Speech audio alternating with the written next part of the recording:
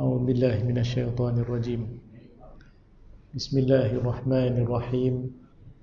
السلام عليكم ورحمة الله وبركاته. إن الحمد لله تعالى نحمده ونستعينه ونستغفره ونعوذ بالله من شرور أنفسنا ومن سيئات أعمالنا. من يهده الله فلا مضل له ومن يضلل فلن تجد له وليا مرشدا. وأصلي وأسلم على سيدنا محمد صلى الله عليه وسلم إمام المصلحين وسيد المجاهدين وعلى آله وصحبه أجمعين. أما بعد. Hadir Tuan Imam, pengurusi surau, ahli jawatan kuasa surau, tuan-tuan muslimin, gawai Jabatan Mufti Negeri Selangor yang dirahmati oleh Allah Subhanahu wa taala sekalian. Pertamanya kita merafakkan syukur kepada Allah Subhanahu wa taala di atas segala nikmat yang Allah berikan kepada kita. Alhamdulillah, kita juga bersyukur kepada Allah taala yang masih panjangkan umur dan usia kita sehingga saat dan ketika ini. Malam ni kita masuk tanggal 25 hari bulan Zulqa'dah 1441 Hijrah. Kita berdoa pada Allah Ta'ala agar segala amal soleh yang kita kerjakan sebelum ini semuanya diterima oleh Allah Subhanahu wa Ta'ala. Allahumma amin. InsyaAllah pada minggu hadapan, hari Selasa 29 Zulqa'dah, kita akan mencerap anak bulan Zulhijjah. Kita akan tahu nanti insya-Allah bilakah satu hari bulan. Bila tahu satu hari bulan, kita akan tahu bilakah 10 hari bulan Zulhijjah. Marilah sama-sama kita memperbanyakkan amal soleh pada bermula satu hari bulan Zulhijjah, kerana tidak ada mana-mana hari sepanjang setahun yang amal soleh lebih dicintai oleh Allah Subhanahu wa taala untuk kita lakukan berbanding dengan 10 yang pertama daripada bulan Zulhijjah. InsyaAllah malam ni kita akan ulang kaji tajuk yang berkaitan dengan ibadah korban. Semoga dengan ulang kajinya kita nanti akan memantapkan lagi ilmu dan kita mengetahui hukum hakam yang berkaitan dengan ibadah korban. Sebagai muqaddimah, di dalam bahasa Arab ibadah ini disebut sebagai al-udhiyah. Al-udhiyah mushtaqqatun minad-dhahwah. Perkataannya adalah daripada asal, iaitu ad-dhahwah.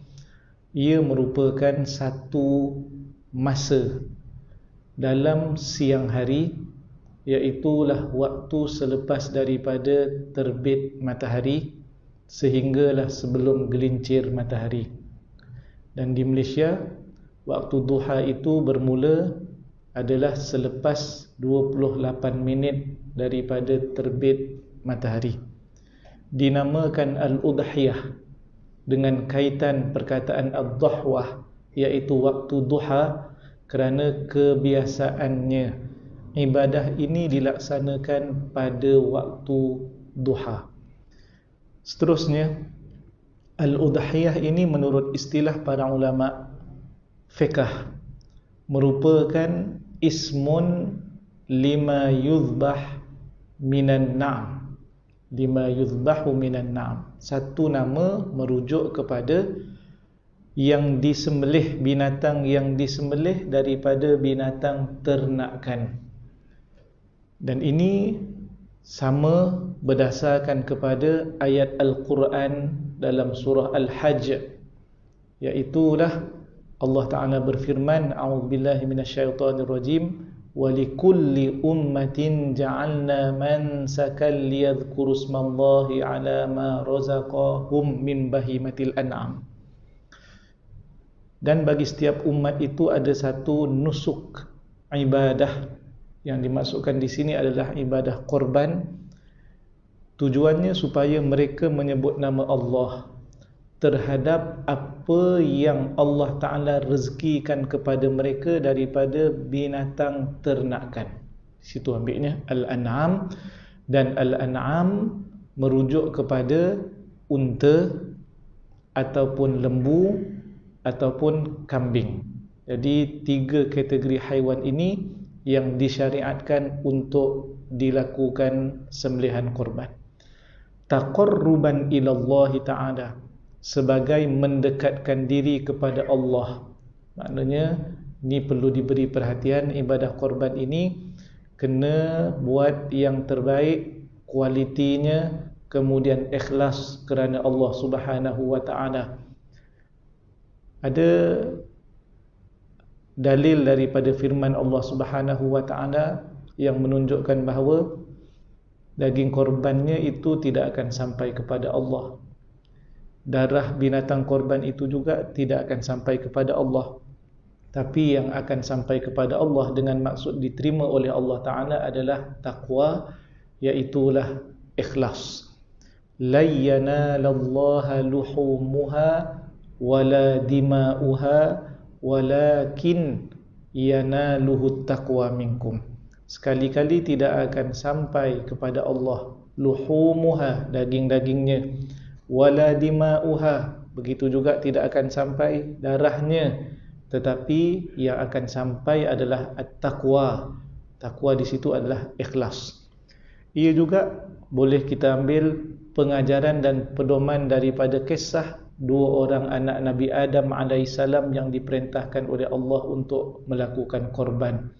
Yang seorang pemilik tanaman, yang seorang lagi adalah pemilik binatang ternakan. Dalam tafsir Ibn Kathir, sahibu zar'in, tanaman, yang seorang lagi adalah sahibu ghanamin, kambing, ternakan.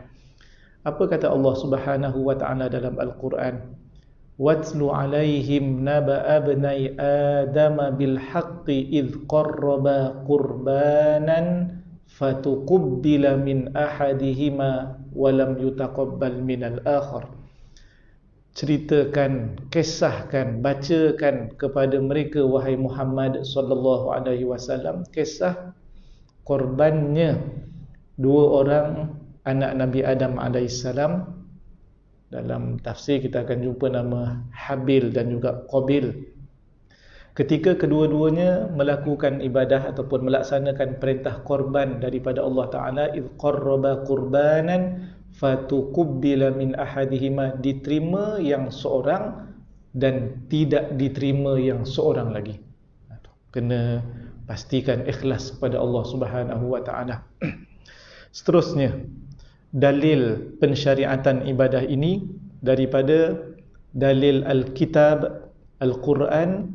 A'udzubillahi minasyaitonirrajim. Fasalli li rabbika wanhar. Tunaikanlah solat untuk Tuhanmu wahai Muhammad sallallahu alaihi wasallam, wanhar, dan sembelihlah korban. Maksud solat di situ para ulama tafsir kata adalah solatul Aid. Solatul Aid maksudnya adalah Idul Adha, Idul Adha.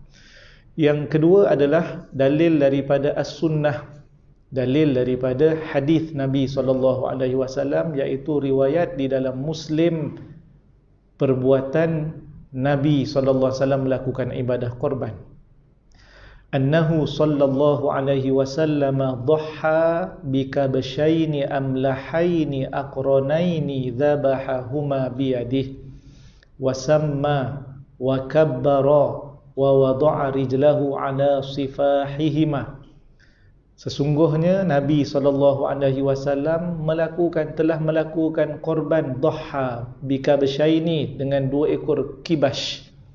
Kedua-duanya sifatnya, warnanya adalah putih, dan kedua-duanya binatang ataupun kibash itu sudah mempunyai tanduk, maknanya umurnya sudah cukup, dan Nabi SAW menyembelihnya sendiri dengan tangannya yang mulia.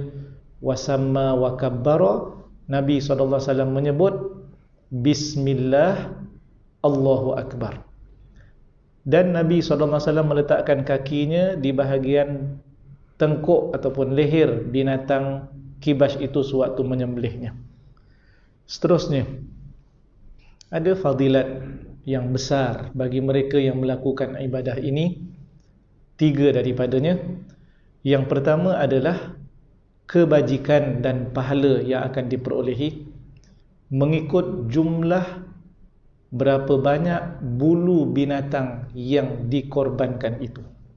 Ini tuan-tuan sekalian bonus daripada Allah Subhanahu wa taala. Kerana apa?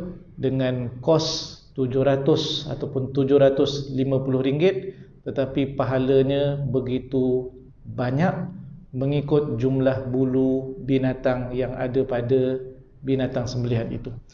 Berdasarkan kepada hadis daripada Zaid bin Arqam di dalam Al-Mustadrak 'ala Sahihain, qala ashabu Rasulillah sallallahu alaihi wasallam, ya Rasulullah, ma hadhihi al-adahi. Berkata para sahabat Rasulullah sallallahu alaihi wasallam, wahai Rasulullah, apakah korban ini? Adahi, korban ni apa? Nabi jawab, qala sunnatu abikum Ibrahim salawatullahi alaihi wasallam. Ia merupakan sunnah bapa kamu Nabi Ibrahim alaihissalam. Dalam mazhab Asy-Syafi'i, tuan-tuan sekalian, salah satu daripada hikmah disyariatkan ibadah korban ini ialah ihya makna ad-dhahiyatul uzma, menghidupkan kembali, mengenang kembali peristiwa pengorbanan agung Nabi Ibrahim alaihissalam yang diperintahkan oleh Allah Ta'ala untuk korban, melakukan korban ke atas anaknya. Ini sebagaimana yang kita baca dalam Al-Quran. Nabi jawab kepada para sahabat begitu. Seterusnya para sahabat tanya lagi, fama lana fiha ya Rasulullah, apa yang kami dapat pada ibadah korban ini? Dijawab oleh Nabi SAW, qala bi kulli sya'ratin minas suf hasanatun. Setiap helaian bulu daripada binatang ini adalah kebajikan. Jadi boleh darablah banyaknya Allah Ta'ala bagi pada mereka yang melakukan ibadah korban. Kedua, fadilatnya adalah keampunan daripada Allah Ta'ala terhadap dosa-dosa kita, iaitulah dosa-dosa kecil. Riwayat daripada Abu Sa'id Al-Khudri radhiyallahu anhuma, Nabi SAW bersabda kepada anak perempuannya, ya Fatimah, qumi fashhadi udhiyatak fa inna laki bi awwali qatratin min damiha maghfiratun likulli dhanbin. Wahai Fatimah, bangun dan saksikanlah binatang korban kamu ketika disembelih. Sesungguhnya bagi kamu titisan darah yang pertama mengalir pada waktu itu adalah keampunan Allah Ta'ala bagi setiap dosa. Pahala dapat, dosa diampunkan. Untung. Kemudian yang ketiga adalah tidak ada mana-mana amal soleh. Banyak amal soleh yang boleh kita lakukan, yang itu sunat, yang ini sunat, tetapi khusus pada tarikh iaitu 10 hari bulan sehingga 13 hari bulan. Kerana ibadah korban ini mendekatkan diri kepada Allah pada hari raya iaitu Aidul Adha, 10 hari bulan Zulhijjah sehingga hari yang terakhir daripada hari-hari tasyrik, 11 hari bulan, 12 hari bulan dan 13 hari bulan. Maknanya dalam setahun Allah beri ruang kepada kita 4 hari untuk melakukan ibadah ini. Maka dalam tempoh ini tidak ada amalan lain yang paling Allah suka berbanding dengan korban. Dalam hadis Tirmizi daripada Aisyah radhiyallahu anha, anna an-nabiy sallallahu alaihi wasallam qala ma 'amila banu adam yawman nahri 'amalan ahabbu ila Allah taala min iraqatid dam. Tidak ada mana-mana anak Adam yang melakukan satu-satu amalan pada hari korban Yaumun Nahr yang paling dicintai oleh Allah Ta'ala berbanding dengan mengalirkan darah, iaitulah menyembelih binatang korban. Sehingga dalam beberapa kitab mazhab Syafi'i menyebut al-udhiyah ini lebih afdal daripada sadaqatut tatawwu', lebih afdal daripada sedekah sunat. Maknanya kalau hari raya bermula 10, 11, 12, 13, ada orang sedekah banyak ni, mungkin kira banyaklah dia sedekah, 1,000 ke 2,000 ringgit ke. Yang seorang lagi korban dengan kos 700 ringgit. Mana lebih afdal? Korban lebih afdal daripada sedekah. Sehingga Al-Imam Asy-Syafi'i, imam mazhab kita, meninggal pada tahun 204 Hijrah, menyebut la urakhisu min tarkiha, aku tidak memberi kelonggaran untuk seseorang yang mampu meninggalkan ibadah ini. Maknanya tak ada excuse, kalau mampu kena buat.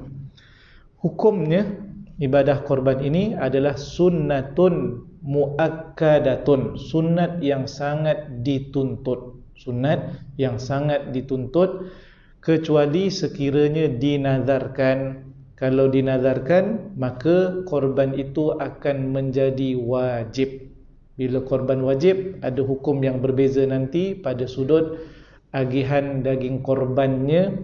Orang yang berkorban sunat boleh untuk makan sebahagian daripada bahagian korbannya. Contoh, satu bahagian lembu dapat berapa kilo daging biasanya? Katalah dapat 15 kilo. Katalah 15 kilo.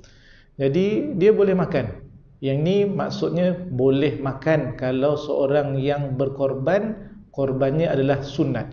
Tapi kalau korban wajib, iaitulah nazar, al-mudahhi, orang yang melakukan korban tidak boleh makan walau sedikit pun daripada korbannya itu.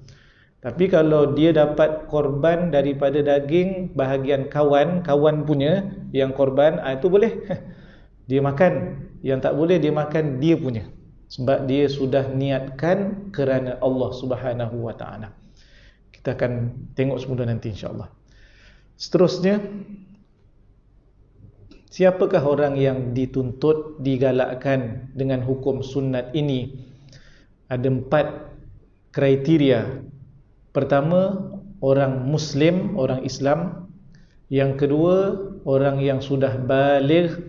Yang ketiga, orang yang sudah ataupun orang yang berakal. Maknanya orang yang akalnya waras, tidak gila.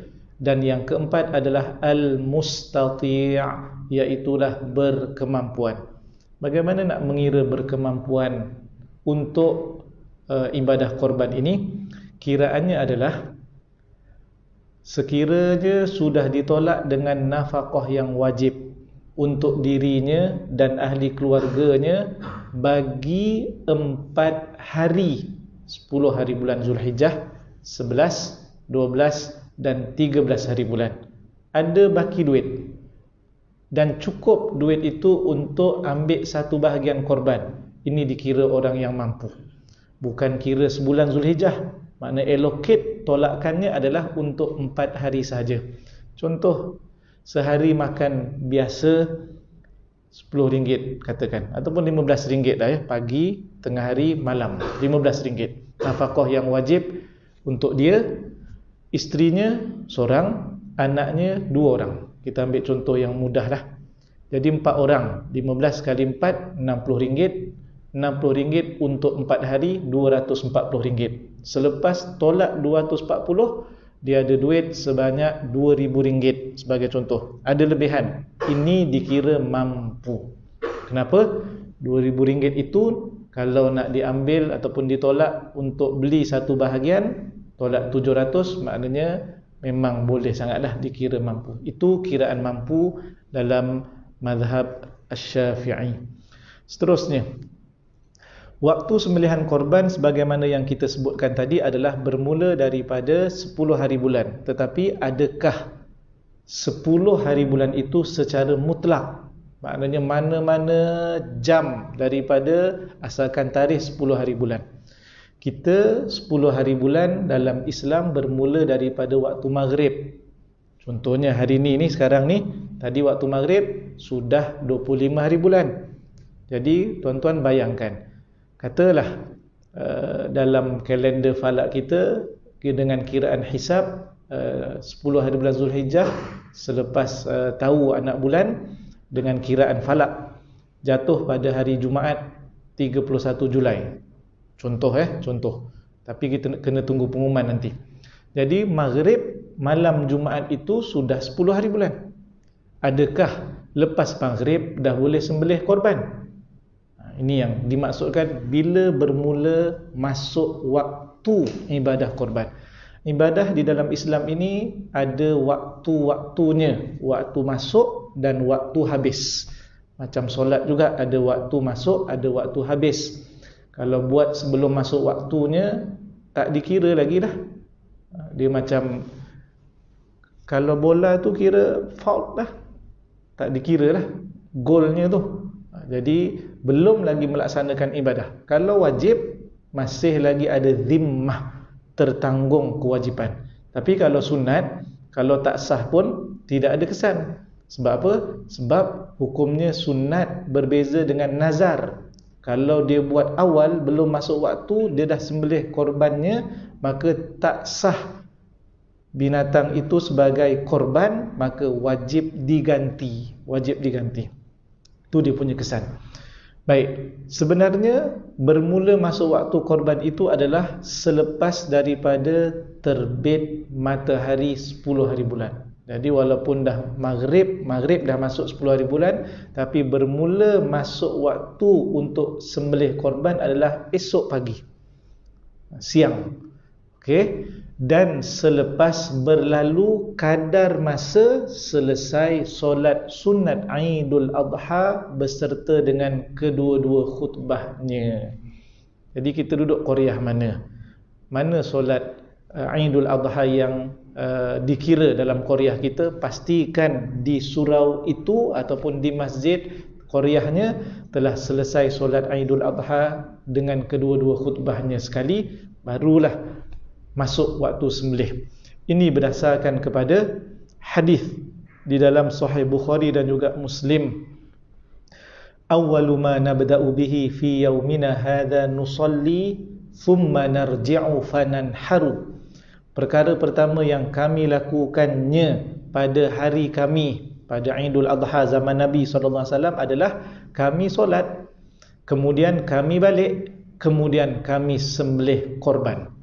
Faman fa'ala dzalika faqad asaba sunnatana. Siapa yang lakukan demikian, flownya solat kemudian sembelih, solat sunat Aidul Adha kemudian sembelih. Siapa yang lakukan demikian, ia menepati sunnah kami sah.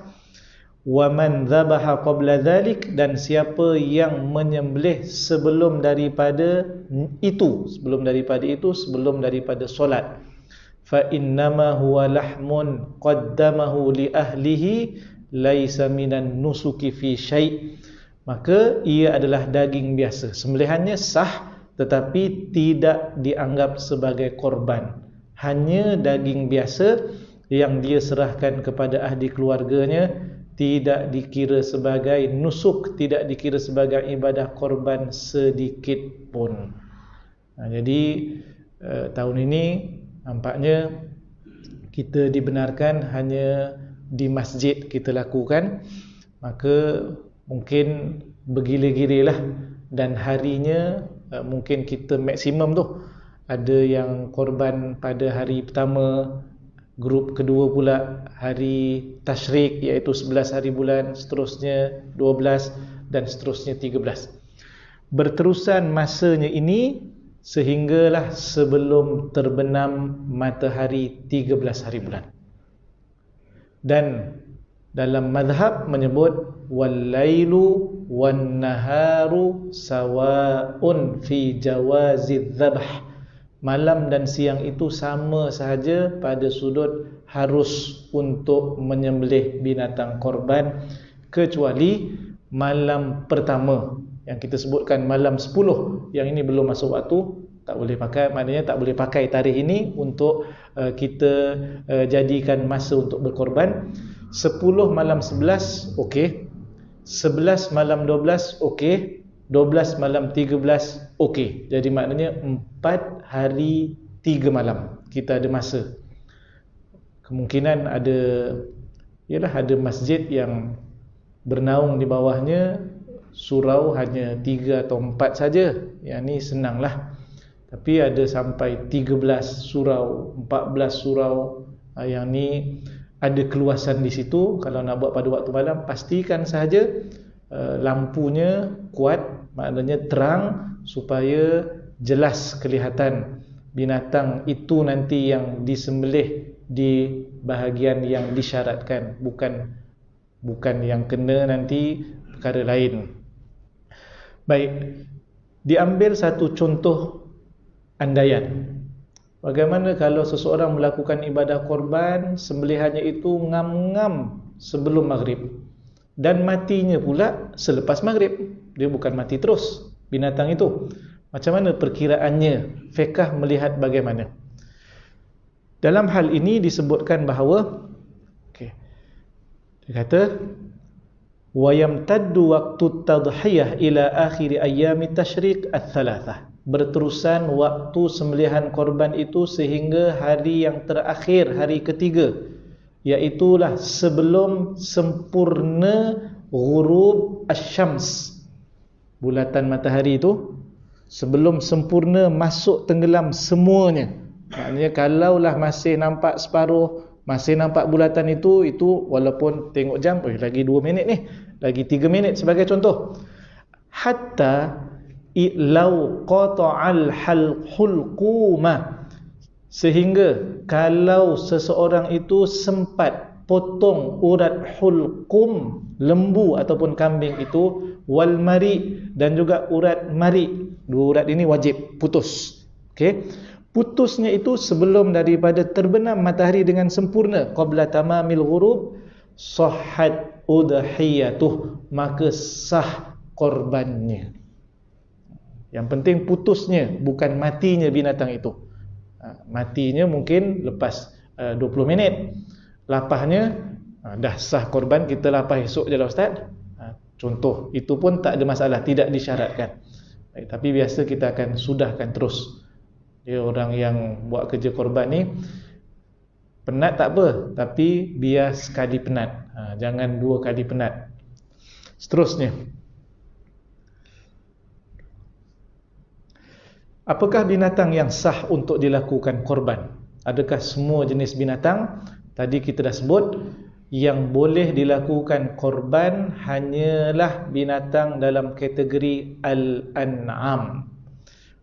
Tadi kita kata man sakan liyadhkurusmallahi ala ma razaqahum min bahimatil an'am. Jelas kat situ.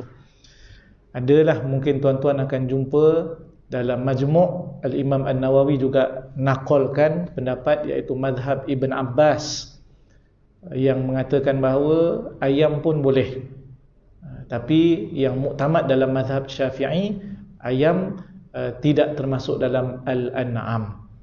Cuma itu kalau para sahabat meneliti kepada perbuatan para sahabat yang memahami hadis, amalan yang paling Allah suka ketika Aidul Adha adalah mengalirkan darah. Maknanya itu yang dia mampu sembelih, alirkan darah, itu yang difahami oleh para sahabat. Maknanya kalau adalah pahala dan fadilatnya, cuma dikira sebagai korban. Yang ini dalam mazhab Syafi'i telah diselesaikan hanyalah al-an'am sahaja, dan ayam tidak termasuk dalam kategori al-an'am.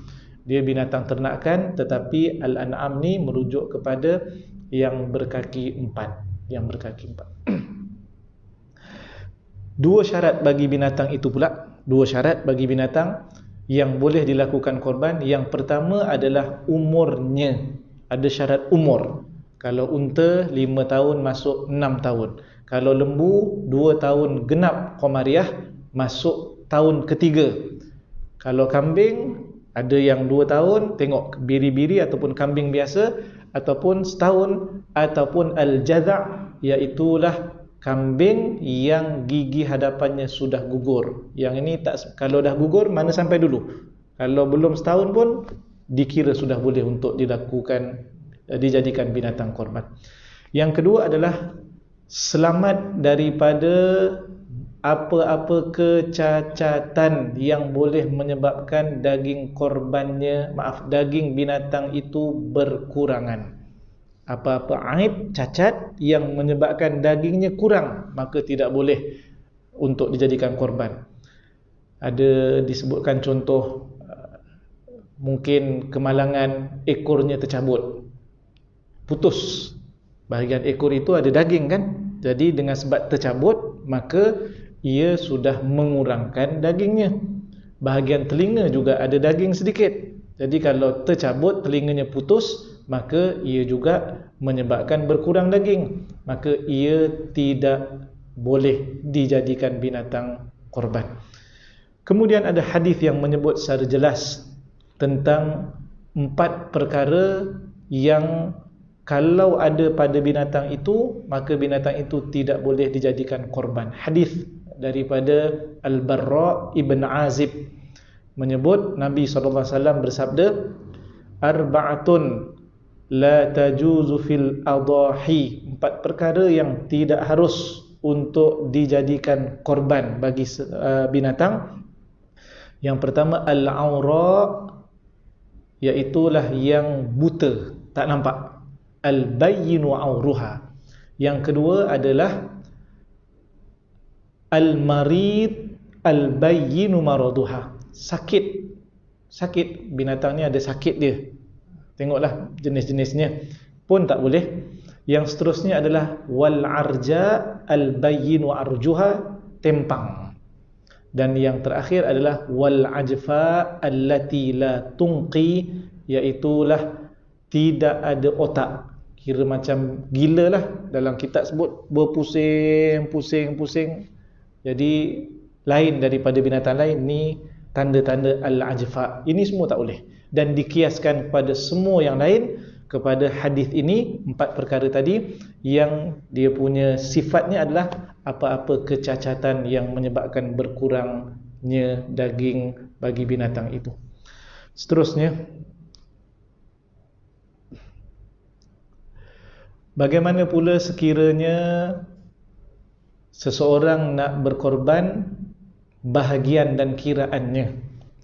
Hadis daripada Jabir ibn Abdullah di dalam Sahih Muslim, dia kata, naharna ma'a Rasulillah sallallahu alaihi wasallam amal Hudaybiyah. Kami melakukan korban sembelih binatang, naharna merujuk pada unta, pada tahun Hudaybiyah ke-6 Hijrah bersama dengan Rasulullah sallallahu alaihi wasallam, al-badanata an sab'atin wal baqarata an sab'atin. Unta untuk 7 bahagian dan lembu juga untuk 7 bahagian. Jantina binatang tidak ada isu. Tak semestinya orang lelaki mesti korbannya lembu jantan, tak semestinya. Kalau lelaki tiba-tiba bahagian masjid uruskan, wakil pengurusan, kita dapat lembu betina, jangan merajuk, maknanya on aja, asalkan dia lembu. Jadi tak ada masalah, dari segi jantan betina sama. Adapun 7 bahagian tadi, bagaimana pula sekiranya lain-lainnya? Kalau semua korban, selesai masalah. Okey, sekarang ni sebahagian korban, sebahagian lagi bukan korban. Tidak mudarat, la yadurru idza arada ba'duhum at-tadhiyah. Tidak mudarat sekiranya sebahagian 7 tu, sebahagiannya niatnya adalah korban, wa ba'duhum al-akal, dan sebahagian yang lain nak makan, hantar nama, kita pun minta nama, yang seorang bagi nama si fulan, ni pula korban bahagian siapa? Si fulan bin si fulan, ni pula si fulan. Yang seorang ni pula nama bang? Tak ada nama. Siapa nak korban ni? Tak, saya nak makan daging ni. Jadi tak ada masalah kalau dia nak makan, jangan paksa dia. Sebab mungkin dia dah korban 8 bahagian tempat lain, yang ni dia nak makan. Tapi kalau dia korban pun boleh makan juga. Sepatutnya ambil peluang korban lah, sepatutnya ambil peluang korban. Boleh kalau nak makan. Wa ba'duhum al-bai', dan sebahagian yang lain pula dia niat nak jual, bukan untuk korban. Boleh. Bang, nama bang? Tak ada nama. Sebab apa? Saya nak jual bahagian ni lepas saya dapat nanti ni. Sebab apa? Yalah, saya kos 700. Kalau saya packing cantik-cantik, dapatlah 2000. Bisnes. Agaknya dia biro ekonomi agaknya. Baik, boleh. Yang ini tidak mengapa bercampur ataupun ishtirak an-niyah. Ishtirak an-niyah. Tak ada masalah. Bahkan kalau ada yang berniat akikah pun tak ada masalah. Tak ada masalah. Cuma syiarnya, kalau dapat ambil peluang lah, ambil peluang, kita fokus pada ibadah korban. Cuma dari segi hukum tadi jelas. Seterusnya, perbincangan yang terakhir adalah berkaitan dengan al-akal minal udhiyah, makan ataupun agihannya macam mana tentang al-udhiyah. Sedikit untuk makluman tuan-tuan sekalian, kalau ikut perbahasannya adalah berdasarkan kepada ayat Al-Quran. Ada 2 ayat yang dirujuk, walaupun yang satu ayat tidak berkaitan dengan udhiyah korban, tetapi dalam surah yang sama Al-Hajj, satu ayat 28, satu lagi ayat 36, boleh dirujuk. Hujung ayat itu dia punya naratifnya lebih kurang sama, iaitulah firman Allah Ta'ala, fakulu minha wa at'imul ba'isal faqir. Makanlah sebahagian daripadanya dan berilah makan kepada orang yang fakir, yang sangat memerlukan. Baik. Ayat yang satu lagi menyebut fakulu minha wa at'imul qani'a wal mu'tar. Makanlah daripadanya, orang yang melakukan korban, dan berilah makan kepada orang yang tidak meminta, dan berilah kepada orang yang meminta. Kalau ikut ayat yang pertama disebutkan tadi, dua bahagian. Satu, orang yang melakukan korban, satu lagi sedekah kepada fakir. Dan inilah yang kita akan jumpa dalam qaul qadim mazhab Syafi'i. Daging korban itu nanti bila dah dapat semua bahagian kita, bahagi 2, separuh kita makan, separuh untuk kita, separuh lagi untuk fakir miskin. Adapun qaul jadid merujuk kepada ayat yang kedua, iaitulah ini pendapat yang sekarang dipakai, bahagi 3. Sebab ayat menyebut makan, maknanya tuan yang berkorban itu boleh ambil dan juga makan. Kemudian berilah kepada orang yang tidak meminta, berilah makan kepada orang yang meminta. Maknanya ada 3 bahagian. Jadi dicadangkan 1/3 yang berkorban ambil, 1/3 dia sedekahkan kepada fakir miskin, okay? Dan 1/3 lagi dia sedekahkan kepada siapa-siapa saja, saudara mara, jiran, tetangga, kawan, walaupun mereka ini kaya dan tidak. Maknanya ada 3 bahagian. Jadi dicadangkan 1/3 yang berkorban ambil, bagaimana pula 1/3 dia sedekahkan kepada fakir miskin banyak, okay?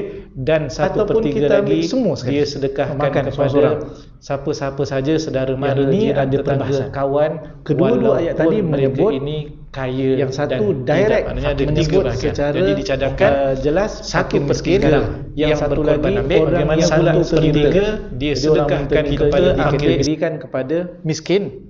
Jadi dan satu pun kita lagi semua dia sedekahkan kepada siapa saja, saudara mara, kepada fakir miskin walaupun sedikit. Dalam kitab Al-Majmu' Al-Imam An-Nawawi menyebut fakir miskin tasadduqu bi syai'in yutlaqu alaihi al-ism. Wajib bersedekah daripada bahagian dia itu, wajib sedekah, maksudnya kepada fakir miskin, asalkan tercapai maksud perkataan sedekah. Jadi maknanya walaupun bagi pada seorang, bagi sekilo pula tu sikit, 15 kilo, 14 kilo dia ambil, 1 kilo saja, ini pun sudah memadai kerana sudah mencapai maksud sedekah. Kemudian ada huraian, tengok dia punya wording daripada Imam An-Nawawi. Idza ataupun in akalal jami', sekiranya orang yang berkorban itu ambil dan semuanya dimakan. 15 kilo tu 15. Tulang-tulangnya semua sekali pun diambil, masak, dia makan. Sekiranya berlaku begitu, dia makan semuanya, lazimahud dhaman, wajib untuk bayar ganti rugi. Sebab portion itu mesti ada untuk fakir miskin. Jadi kena gantilah. Contohnya, keluarkan sedikit duit, RM15 ke RM20 ke, kita ambil contoh sekilo. Sikit lah tu sekilo kan. Kita ambil 14 kilo. Sekilo berapa? Sekarang harga fresh katalah RM35 ataupun RM40 lah katakan. Dah lama tak beli kat pasar kan, nasi online aja, bayar pula transfer. Memang tak perasan lah. Baik, RM40. Ambil RM40, cari fakir miskin, bayar kepada fakir miskin. Jadi niatnya apa? Ganti kepada daging korban yang sepatutnya kita serahkan kepada mereka. Seterusnya, tuan-tuan sekalian, orang yang berkorban, diambil bahagian dia itu sunat. Makan sebahagiannya, masak dan makan sunat, ambil barakah. Tidak boleh jual, sama ada yang mentah ataupun yang dah dimasak. Orang yang dapat, dia kena tahu dia bukan miskin. Contohnya dia tahu dia bukan miskin, nama kat lembaga zakat pun tak ada, tapi dapat juga daging korban. Biasa kita dapat kan, sebab kita ahli qaryah. Ini juga kumpulan yang tidak boleh jual daging korban. Baru ni ada orang tanya, Ustaz, bahagian korban saya, sebahagian saya ambil, kemudian sebahagian lagi saya nak jual kat supermarket, dia nak jual. Jadi yang dijual tu tak boleh lah, kena ganti balik. Sebab apa tuan-tuan sekalian tak boleh jual? Orang yang berkorban terutamanya, berdasarkan kepada hadis Nabi SAW, man ba'a jilda udhiyatih fala udhiyatalah. Siapa yang jual bahagian kulit korbannya, maka tiadalah korban baginya. Maknanya tak sah korbannya. Apa dia punya gambarannya? Begini, RM700 satu bahagian kita dapat, inilah korban. Tiba-tiba kita jual kulit, katalah harganya RM50. Jadi dia telah mengurangkan daripada 700. 650 dapat tak bahagian korban? Tak dapat. Itulah maksudnya dia sebenarnya tidak berkorban. Okey. Yang boleh jual daging korban yang dia dapat adalah orang fakir miskin sahaja. Dia boleh jual. Sebab apa? Dia dapat banyak, sebab dia adalah kumpulan yang wajib dapat. Orang korban dia dapat, orang tu korban dia dapat. Tapi kita yang tak miskin ni, kadang-kadang dapat, kadang-kadang tak dapat. Okey. Jadi bila banyak dia dapat, antara hikmahnya ialah dia mungkin tidak perlu daging, yang dia perlu adalah duit. Sebab itu mereka dapat daging korban atas dasar pemilikan at-tamlik. Orang yang memiliki akan boleh untuk jual bahagiannya. Kita pula dapat kerana hadiah daripada orang yang berkorban. Yang terakhir dalam agihan ataupun makan ini adalah berkaitan dengan tukang sembelih. Ada hadis yang diriwayatkan daripada Ali bin Abi Talib. Sebab masih lagi ada yang maknanya menyebut bahawa tukang sembelih tak boleh dapat langsung, ada yang kata boleh dapatlah, tak ada masalah. Jadi sebenarnya bagaimana? Hadis daripada Sayyidina Ali dirujuk. Sayyidina Ali kata dia disuruh untuk mengurus binatang korban unta Nabi SAW, dan Nabi perintahkan itu dan ini. Antara satu daripada perintah Nabi ialah alla u'tiyah, tidak boleh berikan. Aku disuruh Nabi untuk tidak berikan al-jazzara minha, berikan sebahagian daripada korban itu kepada al-jazzar, iaitu tukang, nak kata apa al-jazzar ni? Al-jazzar ni istilah khas bagi tukang daging bahasa Arab. Kerjanya itu, dia tak ada kerja lain. Jadi Ini didetailkan dalam kitab fiqh untuk memahami hadis ini. Adakah betul semua orang yang terlibat dengan sembelihan, contohnya pengurusi surau ataupun AJK surau, kebetulan dia pandai sembelih, dia pun sembelih, ataupun dia melapah, adakah dia al-jazzar sebagaimana yang disebutkan dalam hadis Nabi SAW? Itu persoalan yang paling penting. Sebab takut-takut kita salah mengkategorikan orang pada yang bukan kategori dalam hadis Nabi. Yang kedua, perbahasan al-jazzar ini berkaitan dengan kontrak.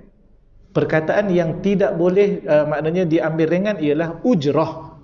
Dalam mazhab Syafi'i kata wala yajuzu ja'alal jilda wa ghairahu ujratan lil jazzar.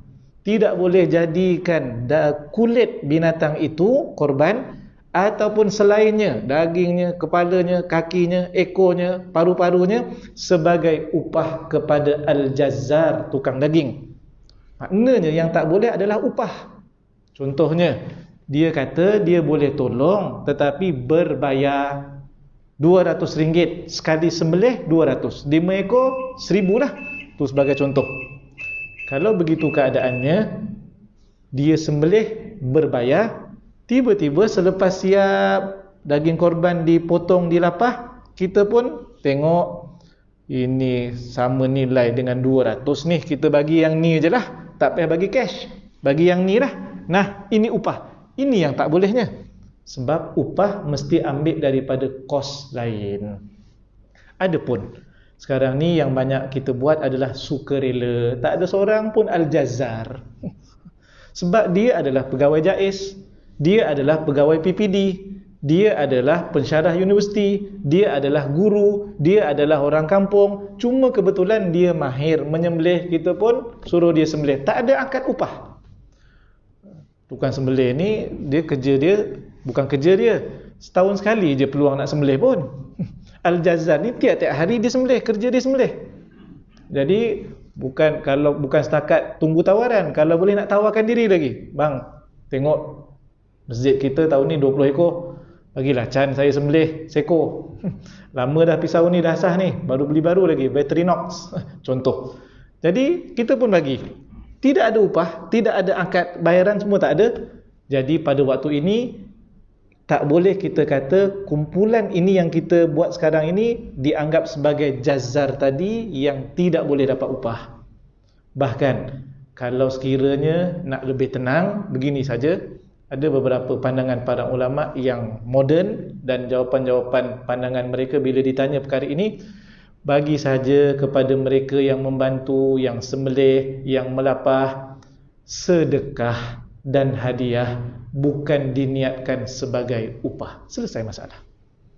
Oh, kesian tuan-tuan sekalian, nasib dah dia sebagai tukang sembelih, orang pula salah faham, dia tak dapat daging korban tuan-tuan sekalian. Apalah nasib seorang penyembelih tuan-tuan sekalian sampai tak dapat daging korban? Ahli Korea, jiran dia, tak datang pun sembelih, tak datang pun tolong melapah, tak jadi AJK pun dapat 3 kilo. Tiba-tiba yang tukang sembelih, tak boleh bang, ini hadis Nabi, saya Nabi ni. Salah faham.